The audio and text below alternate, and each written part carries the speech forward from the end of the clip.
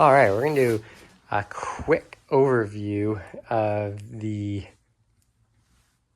Naturehike Cloud Up 2 directly compared to the Mongar 2 because I had a really hard time deciding between these. Ordered both. I'm just going to return the one I don't like as much, and so I thought this could be kind of helpful. All right, let's start with a quick walk around of the Cloud Up 2. Here it is on the outside. The fly is set up just loosely right now. It's clipped in and whatnot. But you can get a sense if I pretend like this is pegged out. There's maybe enough room under this fly to put a pair of shoes, but I wouldn't if it was blustery. It might stay wet or it might stay dry, but this is not a lot of room to account for sag or whatever it might happen throughout the night. So I'm going to go ahead and say this side is not super useful for storage. At the front, if this front fly is pegged out, there is some room there. Enough for a small backpack, and you could fit two under there with it zipped up, but it would probably be annoying. Let's get inside and consider the size. So I think a lot of people are saying that this is really a one-person tent, and now that I have it, I can kind of agree, especially if you're somewhere where you're concerned about condensation. Where I am in the Pacific Northwest currently, it is very damp, and in my current tent that I find has reasonably good ventilation, won't be as good as this. I do get wet if I touch the side of the tent, especially in the winter time, and I think it would be pretty hard to avoid touching the side of the tent here with my winter sleeping bag. I'm at halfway. I'll have to maybe invite somebody else to come in here with me. And then I've got a very standard, the original thermarest for a reference point. But yeah, you can see here, I'm sort of comfortably in the middle of the thermarest.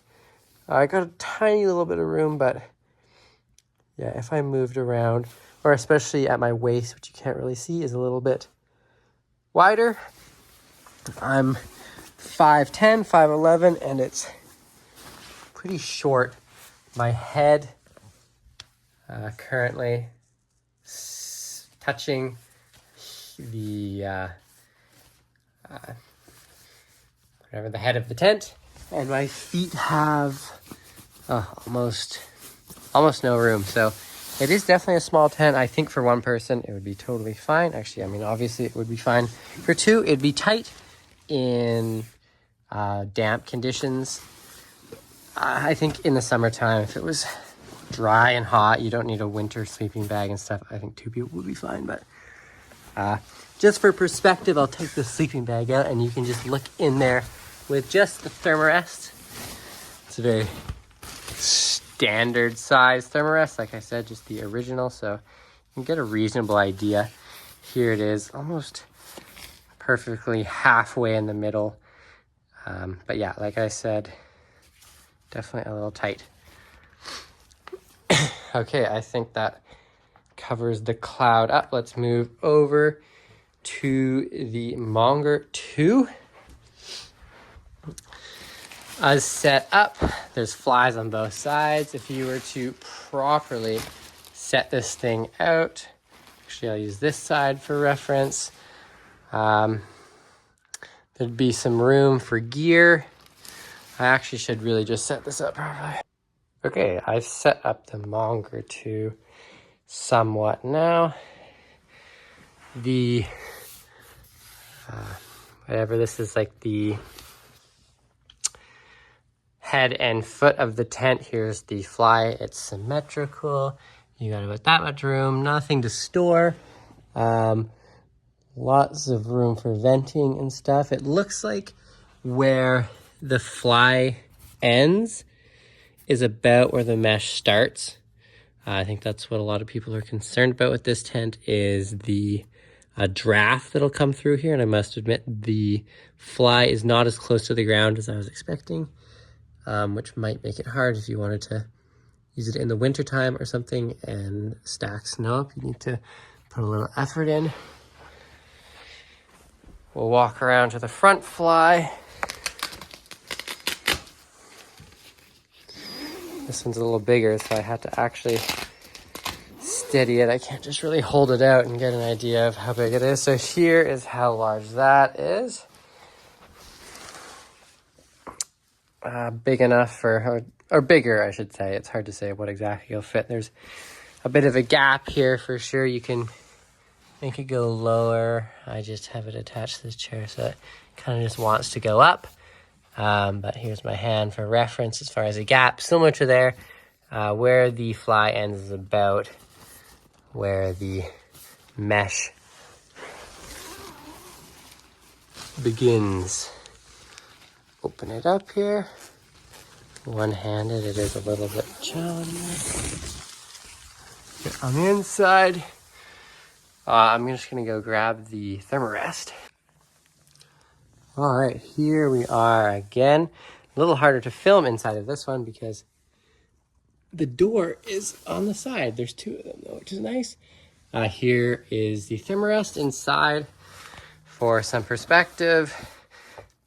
The added bit of width seems to make a big difference in here, but I think what it really is the vertical walls in here make it feel way roomier, which is all because of this one pole up here. You have a hammock, which the Cloud Up does not have. I think the Cloud Up has one pocket, maybe similar to that one. Here I am in my winter bag. Get cozy. Oh wow, yeah, I think that in this one, two people would be perfectly fine. I don't think I would touch the side, even if I did. There's so much mesh in here. I wonder if condensation is ever really a problem on the inner tent. I'll be curious to see, but as of now, I can't say for sure what that'll be like. But yeah, I can't imagine condensation is going to be an issue in here.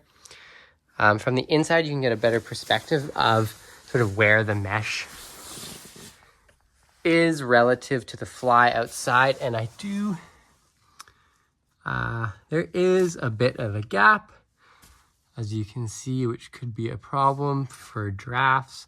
But that being said, I have heard that it's not a huge problem. Of course, air at directly ground level is always moving a lot slower than air further off the ground. I think it's an exponential function if I'm not mistaken. But anyways, the friction from the ground makes the air slow down. And so I think that might not be a huge issue. Personally, I really like the idea of the mesh just because condensation is my main concern in the climate that I live in. But that's obviously going to change depending on where you are and what you are going to be camping in. All right, I'm gonna rip off the flies so you can kind of see side by side with the flies off. And then we're gonna put it in bags in different configurations and see how large they are, how much they weigh, and different parts, etc. All right, quickly, here they are both set up with no fly. Get an idea of sort of their footprints. All right, let's take them down. First, we can compare just the poles side by side. So the Mongar 2 on the right and the Cloud Up 2 on the left. The Cloud Up 2 are a little bit shorter. Let's see how much they weigh. This might be interesting if you're planning on strapping these somewhere, not in the bag, like I am, probably to a bike frame. So 462 grams. And for people that are smarter than me, 16.3 ounces, which is a meaningful number to somebody. Let's look at the Mongar 2. 558 grams. 19.65 ounces. So a lot of the extra weight in this tent is just from the poles. Let's just do I'm just going to tear off on this. Quick math. So the Mongar poles are about 90 grams heavier, give or take the wobble in my table here. About 90 grams heavier. So in my experience, the entire tent together weighs about 200 grams more. So 90 grams of that just coming from the poles. I'm guessing a lot of that is from the pole that lifts the walls vertical. So that little piece of comfort there is adding to that weight. Let's look at the flies. If you're planning on using the flies, it's relevant. So the Cloud Up 2 fly and the Mongar fly, the Cloud Up 2 fly is actually bigger, and it's because it has much larger buckles on it. Let's weigh them. Oops, I guess I have to zero it out. Okay, so that's 240, 227, so 13 grams heavier for the ground sheet if you care. If you're going to use those, you probably don't. But that is something to consider because I think I do appreciate the ground sheet just for peace of mind. Let's throw the tents in the bag. All right, so here are the two flies side by side. So this is just the fly inside the bag. If you're intending to only bring that, let's just weigh and see what the flies. The Mongar 2 is the 15 denier nylon version. It was on sale. From what I've read and heard, it's negligible difference between the 15 denier and the 20 denier. Okay, so for $493.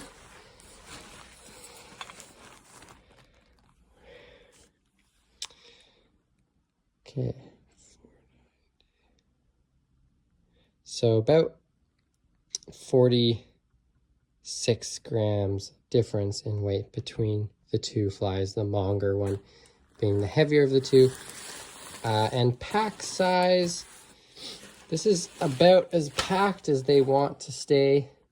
That's hard without a compression sack, but let's see if I can just make it a little bit clearer.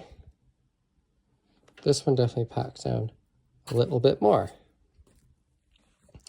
All right, so here is the two tents side by side with the fly and the inner. Compressed as much as I can get it without a compression sack.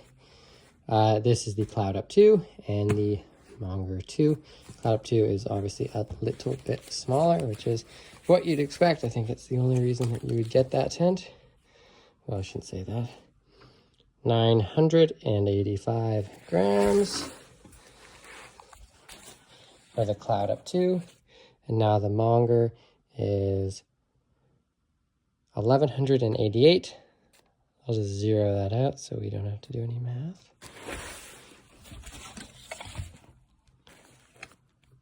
Okay, so 200 grams in difference. Which is interesting, actually. Yeah, okay, 200 grams. All right, here's how you'll get the tents when you order them about, with the tent poles and pegs sort of wrapped up inside. Here's their approximate sizes, although I'm not going to get it folding, so might not be super accurate. And then the mats are just on the side. We'll show these on a scale. Okay, so with everything, this one is pretty much 1,900 grams. And that one was the Mongar. And then now we have the Cloud Up, which is exactly 1,600 grams. So about a 300 gram difference between the Cloud Up 2 and then the 15D Mongar. And this is the 20D Cloud Up 2. Cool. Well, hopefully this has helped in your decision making between the two. I know it has for me, having them side by side. I didn't realize I'll have to pay for the shipping to return this. I don't know what I was thinking. Seems obvious now. But was somewhat worth it. I'm going with my original choice, the Mongar too. I think it'll work better for me, but I can totally see how both would be good in different situations.